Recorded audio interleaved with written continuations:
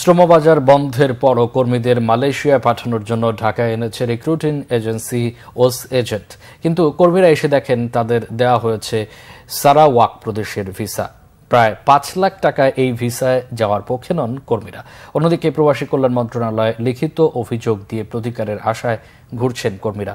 প্রতিমন্ত্রী জানিয়েছেন, অভিযোগের বিষয়ে তদন্ত কমিটির সাথে আলোচনার পর বিস্তারিত জানানো হবে। মিরাজ হোসেন গাজী রিপোর্ট, ক্যামেরায় উজ্জ্বল দাস।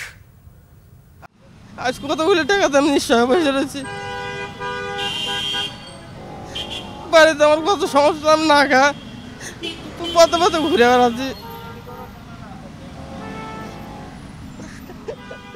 মালয়েশিয়ায় যেতে না পেরে তদন্ত কমিটির কাছে অভিযোগ দিয়েও অনিশ্চয়তা কাটছে না বগুড়ার মোহাম্মদ রাজু আহমেদের।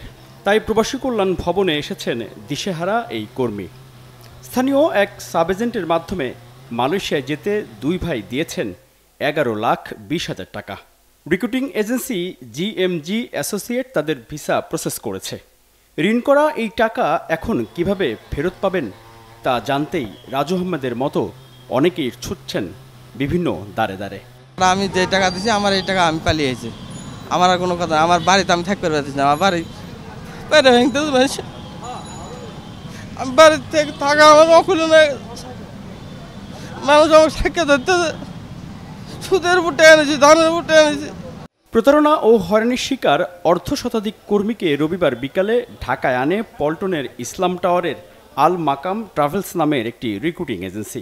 মালয়েশিয়ার কুয়ালালামপুরের একটি ইলেকট্রনিক্স কোম্পানিতে কাজের কথা বলে তাদের কাছ থেকে নেওয়া হয়েছে 5.5 থেকে 6.5 লাখ টাকা পর্যন্ত। 10 জুন তাদের ফ্লাইট দেওয়ার কথা বলা হয়, কিন্তু ঢাকায় এসে কর্মীরা দেখেন আফিয়া ওভারসিজ নামের একটি রিক্রুটিং এজেন্সির সাথে মিলে মালয়েশিয়ার সারাওয়াক প্রদেশের প্লান্টেশন খাতের ভিসায় পাঠানো হচ্ছে তাদের। আমার ভিসা দেওয়ার কথা ছিল হলো ইলেকট্রিক কোম্পানি, পরে দেখি আমার পাম ফলের ভিসা দিছে। আমরা 6 লাখ টাকা করে দিছি, আরো 50,000 টাকা করে চাচ্ছি। এখানে আশা দেখতেছি যে ছাপা সারোয়া যে দিবে, আমরা কেন 5,80,000 6,80,000 টাকা কেউ করে দিছে দিয়ে আমরা কেন এই দিবে যাব। আল মাকাম ট্রাভেলস নামের রিক্রুটিং এজেন্সির মালিক প্রথমে কর্মীদের বিষয়ে কিছুই জানেন না বললেও শেষে দায় চাপান নিজের 2 সাব এজেন্টের ওপর।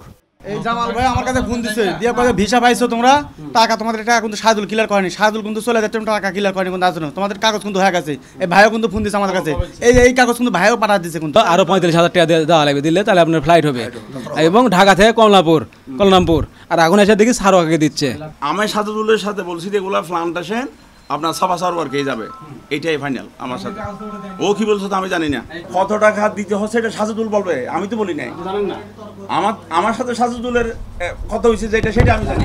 এদিকে মালয়েশিয়ায় যেতে না পারা কর্মীদের অভিযোগ দেওয়ার শেষ দিন ছিল 8 জুন।